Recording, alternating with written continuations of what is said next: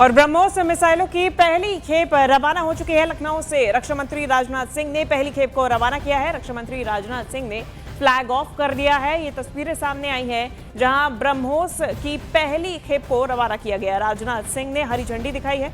लखनऊ से इस खेप को रवाना किया गया है और आत्मनिर्भर भारत की नई शक्ति दिखाई गई है।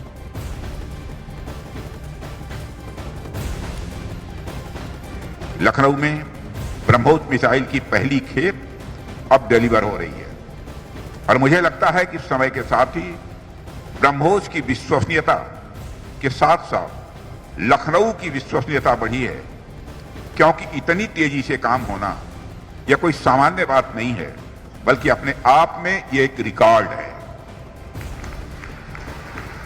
साथियों, यह प्रोजेक्ट देश के बढ़ते आत्मविश्वास और बढ़ती ताकत का भी यह प्रतीक है। अब लखनऊ उत्तर प्रदेश डिफेंस कॉरिडोर के 6 नोड्स में से एक है। ऑपरेशन सिंदूर में जो हुआ वह तो सिर्फ ट्रेलर था मेरे साथियों। ऑपरेशन सिंदूर में जो हुआ वह तो केवल एक ट्रेलर था, पर उस ट्रेलर ने ही पाकिस्तान को यह एहसास दिला दिया कि अगर भारत पाकिस्तान को जन्म दे सकता है तो समय आने पर वह, अब आगे मुझे बोलने की कोई जरूरत नहीं।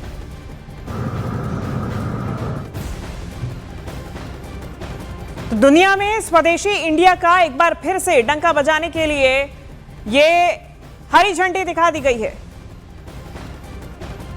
राजधानी लखनऊ स्थित ब्रह्मोस एयर स्पेस में बनने वाली ब्रह्मोस मिसाइल की आज प्रथम खेप रवाना की जाएगी, जिसके लिए एक भव्य कार्यक्रम का आयोजित किया जा रहा है। राजधानी लखनऊ में योगी सरकार द्वारा बीते वर्षों ब्रह्मोस एयर स्पेस को 80 एकड़ जमीन फ्री में दी गई थी ताकि यहां पर ब्रह्मोस यूनिट लॉन्च की जा सके, जिसके बाद 2021 दिसंबर में इस ब्रह्मोस यूनिट की आधारशिला रखी गई थी और बीते 11 मई 2025 को इस ब्रह्मोस यूनिट का शुभारंभ किया गया था।